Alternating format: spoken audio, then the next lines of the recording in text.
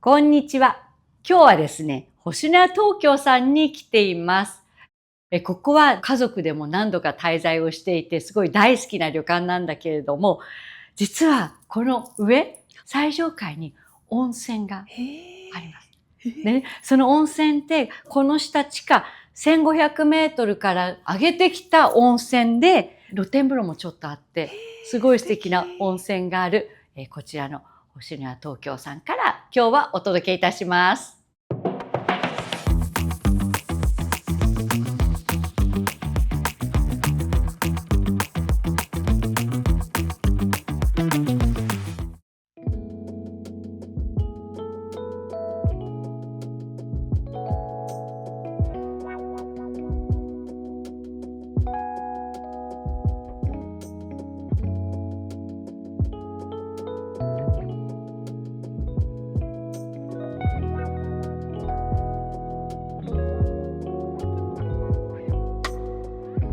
さて、今回の旅支度はこちらです。もう大体こんな感じで、これにもう一個スーツケースが加わることもあるけども、大体こんな感じで旅をします。じゃあ大きいスーツケースはと預けで、があって、はいそれからこの機内持ち込みがあって、はいあと自分のハンドバッグがあってという、この形がそうだな、私の大体パターンですね。このスーツケースはずっと同じものを使われてるんですでか？例えばこちらのはいスーツケースはグローブトロッターというブランドのものなんだけれども、これは私多分ね、はい日本でほぼ1番とか2番目に使い始めたっていう自負があるぐらい、日本に入ってきてすぐに使い始めたので、だからもう今から27はい年前、フランスで買われた。日本で買ったんです。ちょうど日本で展開が始まった時に買って、でもその時はね、ブルーを買ったんです。で、それをずっと愛用してたんだけれども、日仏の移動の時にはすごく便利で素敵で、もう気分も上がって、こう仕事で移動が大変でもなんか楽しかったんだけれども、やっぱり今こうやって家族が増えて、行く旅先もいろんな国だったり、すごいプロペラ機に乗んなきゃいけないとか、いろんな環境になってくるようになって、もうここ数年はこちらは手荷物だけで、もう大きいのは無印になってます。これ無印なんですね。そう我が家にドーってもうお店かというぐらい無印のバッグが機内持ち込みのものから大きいものまでブワーッと全種類揃ってます。それもずっと長いんですかね。10年以上経ってるでしょう。はいはいでもね、すごく丈夫なのと、はい他のスーツケースとかも使ったことがあるんだけれども、はい結局ね、軽いの。重量ギリギリまで入れたいじゃない、でもはいスーツケースが重いと残念ながら中に入るものが少なくなっちゃうが、これはスーツケースが軽いからいろいろ入れられて、そう本当に便利です。お値段的にも、はい買い替えやすいとか、ちょっと修理がしやすいとかっていうこともあって気に入っているスーツケースです。ということで、こちらがスーツケースの中身なんですが、はい、こっちが預け荷物の方ですよね。これ預け荷物の方です。なんかこんなスーツケースの中身を見せることってないから、はいじゃあまずはいこちら側、なんかいろいろ、そうこんな感じ。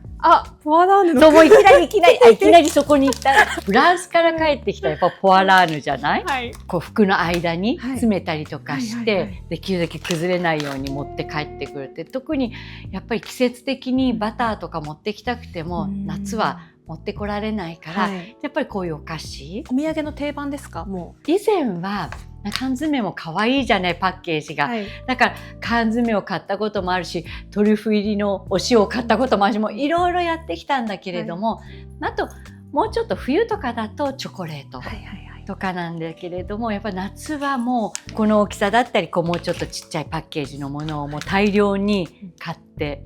帰ってきます。いいですね。ということで、はいこんな感じのものがあったり、風呂敷ですか？そう風呂敷ははい。本当に便利。使ったことない？私あんまり馴染みがないかもしれない。もうやっぱり日本人は風呂敷じゃないけども、はい本当に優秀で、こちらもはいこんな感じで、ほらこうやって素敵。そうで、風呂敷ってはい必要ない時にはパパパって畳んで、はいもう荷物の隙間にも入れられるじゃない。だからすごく風呂敷とか、あとはちょっと薄い生地のバッグとかものすごく使ってて、で風呂敷って例えばパリでも、はい、日本でもワインを持っていくときにじゃあほら包んでいくとか、いろんな使い方ができるということで、こんな感じで。ちなみにこの風呂敷はどちらで？これは特にマークがないものです。はい。じゃあ長く使われている。長く使っているものです。中には何が？中を見る。ほらこれちょっとプレゼントみたいになってて。そう例えば、ノースリーブとカーディガンのニットとか、夏だからね。いいですね。であとこういうノースリーブのタンクトップ、かわいい。首周りと袖が全部違う色だったりとか、で例えばこれにこうやって白いパンツ合わせたらどう？涼しげでとてもこれでこういう合わせ方でもいいし、こういう風に着回してもいいし、だから着回しができなきゃいけないと思ってるので、でさらにはもう絶対定番のこういう白シャツ、この白いパンツとも合うし、今日着ているイエローとも合うし、ということで、こういうものがあったり、そうこういう黒と白のシャツとか、素敵ですね。そうこれもほらこの白いパンツとも合うし、別に持ってきて黒いパンツとも合うので、あとはこういうちょっとシワにならないワンピース、ちょ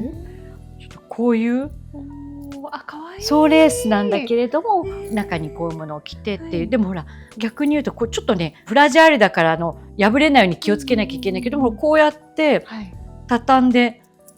持ってこれるので、旅行とかに便利。いいですね。そう、風呂敷思ったよりもたくさんお洋服が入っててびっくりしました。だから風呂敷のなんかすごいところって、こう自分が包みたいものの容量によっていくらでも形が変わるというか、あとごちゃごちゃ洋服を入れとくとね、全部ね偏ってきて、みんなキューッとなんか窮屈そうにお洋服がなってるんだけども、ここに入ってるとそうはなっててもなんかこう一つ守られてる感じになるので、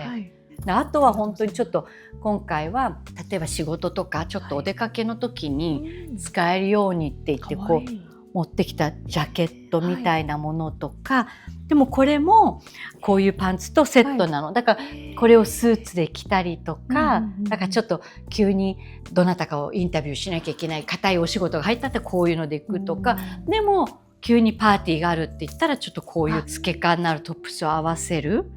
とか、やっぱりその普通の観光だったら予定通りに行くけれども、私は東京の時は特にいろいろとその時でスケジュールが変わるので、その時に焦らず対応ができるようなものはなんとなく一通り持ってきてます。そうだからこういうのもワンピースも入ってたり、どんどん出てくるであとパンツとかも、これも白いシャツとか今日着てる黄色とグリーンとかでもかっこいいし、そんな毎日特化引っかえできないので、いろいろ着回しを意識されてきてます。であとはもう化粧ポーチなんだけれども、この化粧ポーチは以前長女と次女と私で3人で女子旅というのをしたのね。でも女子旅って言っても長女がまだ大学生でロンドンにいた時に次女と一緒に彼女の住んでるアパートに泊まりに行って、その時にこういろいろ観光をしてたんだけれども、観光地のもう本当にお土産屋さんで、私がグリーンで長女が赤で次女がブルーで同じ柄のポーチを買って、そうみんなでお揃いって言って、だから必ず今彼女たちも旅行に行く時にはこれをみんな持つ。だから離れた場所に行ってもお揃いを持ってるっていう、ちょっとこうハッピーな感じで。いいですね。あとはもう全然これは化粧筆。その入れ物もセットで。そうセットでこういうふうに。私お化粧そんなしないんだけれども、お化粧下手だから余計にこういう道具はちゃんと使いたい。結構これももう長年愛用してる。でも結構な本数。でも全然ね使ってるのはね、3本ぐらい。だからもう自己満足でこんな感じなんですが、持ち歩いてますね。こんな感じですね、旅の時って。大きいスーツケース、お洋服とか、ちょっと化粧道具とか、そういったものなんだけれども、これもお洋服で、これは、ほらちょっと大きめなんだけれども、これはスカート。そうこれもねこうやって何にでも合うし、やっぱ旅に行く時とかだとこういうサッシュベルトをつけると、素敵。でこれも別の色をつけると表表情変わるので、なんかこうスカート1枚でちょっと表情が変わるから、いいですね。そうなんか旅の時に確かにいいなって思いました今。あとは、はいこれはすごいロングのね、こういうワンピースなの。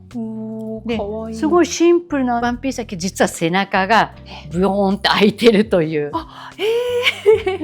そうすごい素敵。そうでもこれももう13、14年前に購入したものなんだけれども、お出かけの時とか、であとは日中とかでも本当にシンプルなものなので、全然着てます。はい。あともこちらはお出かけの時用に、じゃあちっちゃい夏のこういうかわいい、バッグを持ってみようかなとか、やっぱりそういうのも一つあると変わるので、夏だからこうちょっといいですね、夏らしいカゴバッグだったり、であとは靴も私基本的にはペタンコを履いてるけど、やっぱりお仕事だったり、あとやっぱり友人とねちょっと久々に会う時に素敵にしてきたなっていう時、こういうサンダルを使うとか。その袋は靴用の。これそうそう、靴用の袋、とっても可愛い。これみんなねベトナムでこういう、ベトナムで買われたんですか？そう、これベトナムでシューズって書いてあって、他のデザインもあったりして、そうなんですよ。じゃあこれはもう靴を入れて、そうだから下着用のものがあったりとかいろいろあるから、そういうのも時々こう交えながら楽しむ感じですね。いいですね。あとこれはもうお靴屋さんでいただいたのをそのままなんで、これもだからこういう黒いヒールとかがあると、やっぱり何かの時に安心ということで、ごめんね、いろいろついたままで。でもそうやって入れとくのも大事ですよね。こう形が崩れないようにというか。どうしてもきちんと整理整頓してても、やっぱこう移動の時キューってなっちゃうので、形が崩れたくないものとかはやっぱりある程度プロテクトしておきたいなと思って、だその分ちょっとこう場所を取ったりすることがあっても、なんか後で嫌な思いをしないために守るっていう、あとこう入れる場所も考えて、すごい綺麗に収まっててという感じで、普通の旅の時は大きいスーツケースにはこういったものを入れてます。さてこちらは機内持ち込みバージョンということで、手荷物で入ってくるものなんですが、まずこちらには長距離の移動とかだと楽に気持ちよく過ごせるようなものとか、あとやっぱり貴重品とかを入れていますね。スーツケースの開き方もそうなの。そう、こういう感じなの。そうそうそう。だからちょっと箱みたいな感じなので、例えばこうバーンと荷物を広げられないような場所はすごく楽です。だからこれ機内とかでもパッと開ければこう。確かに。そう。いいですね。ちなみにこのスーツケースについているタグはどちらのですか？これはなんかね、ファンの方がくださったの、伊藤屋さんで、私も実は昔自分でも作ったことがあって、ちょっとなくしちゃってたのを別にお話ししたわけじゃないのに、ファンの方がくださって嬉しいって。すごい。じゃあ名前入ってんの、ほら。素敵。可愛いでしょ。もちろんこれをきっと大きいスーツケースにつけてもいいけど、なくしたら嫌だからここにつけてます。でもこうやってちょっとポイントになるので、いいですね。じゃあ早速中身を。なのでやっぱり飛行機移動の時とか、電車でもそうなんだけれども、急に冷えたりするということも必ず夏でも冬でも欠かせないのがストールですね。やっぱり夏なのでちょっと白い色の方が軽やかかなって、こういろんな服にも合わせやすいので、レストランに行く時とかにも使えるけど、機内でもやっぱり冷えてきたなっていうと、こう首周りに巻いたり肩にかけたりして、絶対に欠かせません。だからもうこれは夏だからこれだけだけど、本当冬とかになるとカーディガンとか必ず入れて移動してます。こういうものがあったり、これはメガネ、老眼鏡こっちのバッグにも入ってるんだけども、もうこれがなくなったら大変なので、必ず手荷物でもう一個老眼鏡を持ち歩くという感じですね。なくなったらもう仕事も生活もできない。あとはやっぱりパソコンとか、ほらそういうものは持ち込みじゃない。この黒いのも全然パソコンが入っているものなんだけれども、これは筆箱で、なぜかというと、私はこっちのポーチを開けると、これ手帳、私も手帳愛が強すぎて、多分手帳とかって皆さん大きな荷物にこういう大きい手帳だと入れちゃうと思うんだけれども、私は必ず手荷物に。機内でも見るから。見ないんです。なくなったら嫌だから。本当に多分なくなったらすごいパニックになることが自分で分かってるので、こんなものを取る人いないんだけれども必ず手荷物ですね。そうすると必然的にこの子がついてくるの、この中にペンが入ってるので、ここはもうセット。セットで絶対一緒ということで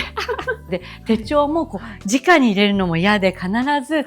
こういうポーチに入れてるの。そのポーチもとても素敵ですね。すごい素敵でしょ、でちょっとこうなんかポイントがバイカラーみたいな感じそうついてて、もっとどちらのですか？これねパリで買った。でももっと使い込めば使い込むほどこう味が出てくるので、今使い込み中です。でここにあと入れてるのがジュエリーケース。やっぱこれも大きなダイヤとかっていうわけじゃないけれども、やっぱりジュエリーなので貴重品ということで手元に普段使うちょっとジュエリーを全部こう、結構いろんな種類の。そうですね。やっぱピアスがすごく好きなので、もうここはいろんなものを、やっぱりこれもその時の仕事とか服の感じが変わるので楽しむ。でそんなにかさばらないから、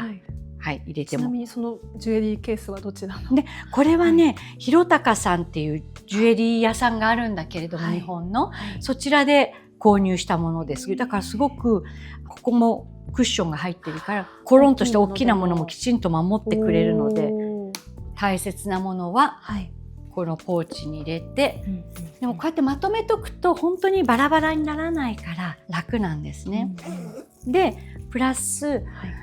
今回夏だからこのバッグなんだけど、このバッグがどちらかというと機内で座ってる時に手元に置いとくバッグです。でここに入ってるのが、例えばこういうパンツだと長時間しんどい時にはテロテロのパンツに履き替えて、あと目にこんな靴下見せるのもあれなんです。これいわゆる着圧ソックス。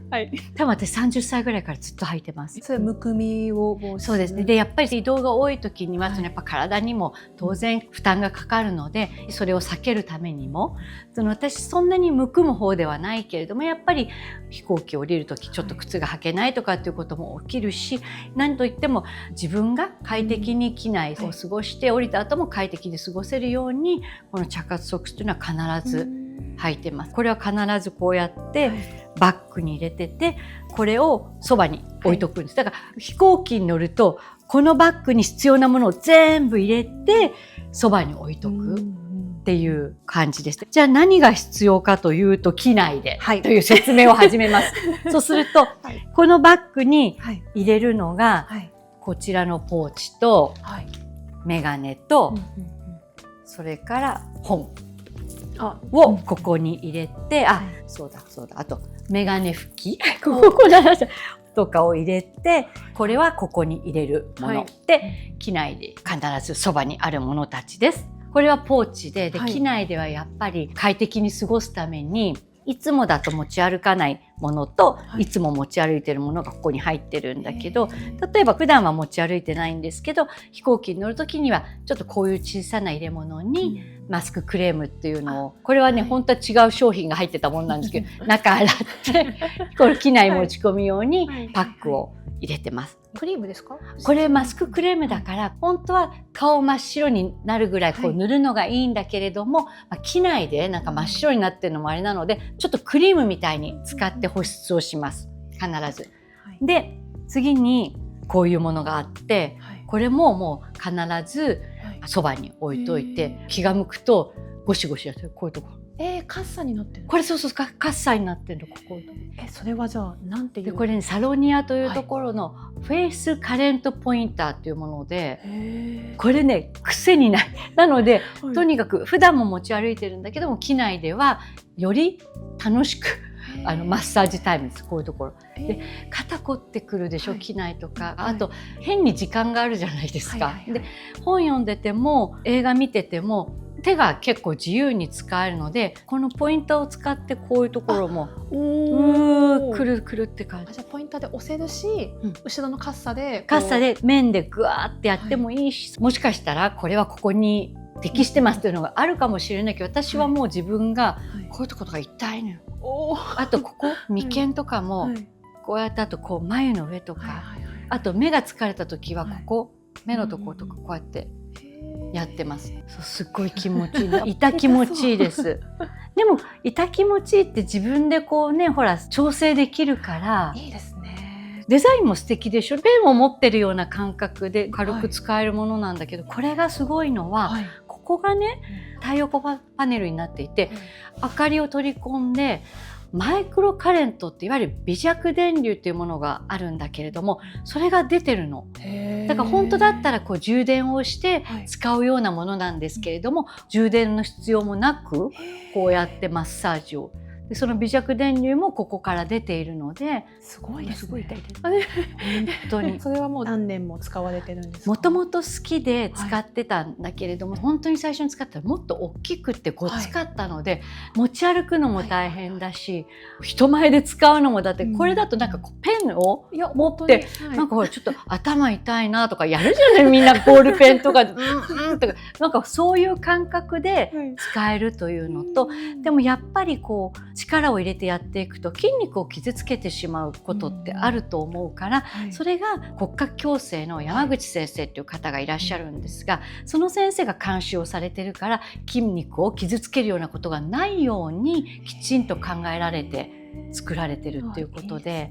であと美顔器っていうのもあるじゃない。そういったものってどちらかというと洗顔をした綺麗な肌に使いましょうっていうものだから、どうしても外で使うのが難しいけれども、これはそのメイクをしたまんまでも使えるので、だから隙間時間に使えるっていうのが一番ですね。なんかどこでも使えそうだからいいですね。だから本当にその機内の長距離の移動の時も使うし、こうちょっと車の中でとか、新幹線の中でも本当にさっと出してこうやっててもおかしくないし、だからこれをねここのポーチに入れてたり、例えばもうちょっとちっちゃいバッグにした時は、本当リップと口紅と紅筆とこれをちっちゃなバッグにポンって放り込んで出かけるっていう感じです。待ち合わせ時間とかもちょっと本読みながらってやる感じです。自分がやっぱりその時々でちょっとねピリッとくるとこが違う。ちょっとピリッとするんですか？ピリッっていうのはね、私の表現がピリッってなんか痛いっていうよりも、だから本当痛気持ちいいで、ここ私すごい凝ってるんだなって。でも指でやるとうまく入らないところがこういうポインターだと入るの。本当ポインターっていうその名の通りピンポイントにこう入っていく感じ。でこうやって押していくとこういう風に動いて、すごいバネが、バネで、なんかこれを自分でこう私の使い方なので、あくまでも場所によってはこうちょっとグリグリグリってするだけ、他の場所だとこうもっと押していく、でこちらでやるっていう使い分けです。すごい一本でいろいろできて。そうでやっぱりどうしても日によって顔がむくんでるわけじゃないけど、なんかパッとしないとか、顔色もいまいち優れないってことが私たち世代ってちょっと増えてくるので、ちょっと自分が、痛いなと思うところを押すことで顔色がふわっとこう明るくなるし、全体的に顔の表情がすっきりとしてくるイメージがあって、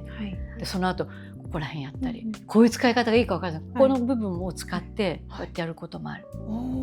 こめかみっていうんですかね。本当生え際とか硬いの。こちらのサロニアのフェイスカレントポインターってマイクロカレントっていう微弱電流があってカッサがついていてポインターがあるということで、でもそれって市場ではもうちょっとお値段が上になってしまうらしいんですけど、こちらは 13,200 円ということですごく手に取っていただきやすい価格なんですが、今回はコラボレーションの記念ということで 25% オフの 9,900 円になります。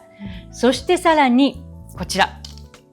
ボタニストのヘアミルクとヘアオイルもプレゼントにつくということで、皆様いかがでしょうか。というか本当にどこで使っててもなんかこう気にならないし、使いやすく本当に自分が気持ちいいと思うところをこうやって好きな時間に好きな場所で押せるというすごくこのお得なフェイスカレントポインターをぜひぜひちょっと使っていただきたく。で今回は300名限定ということなので、ちょっとお早めにお申し込みいただけたらと思います。でこちら30日間の全額返金保証というのがついているので、コメント欄それから概要欄のリンクからぜひちょっとお気軽にお試しいただけたらと思っています。いかがでしたでしょうか。今回は私の旅支度をご紹介いたしました。移動を快適に過ごすために必要なものだったり、限られた洋服でいかに組み合わせをするかとか、そんなことを含めてご紹介したんですが、ぜひ皆様の旅支度に欠かせないものも教えてください。ありがとうございました。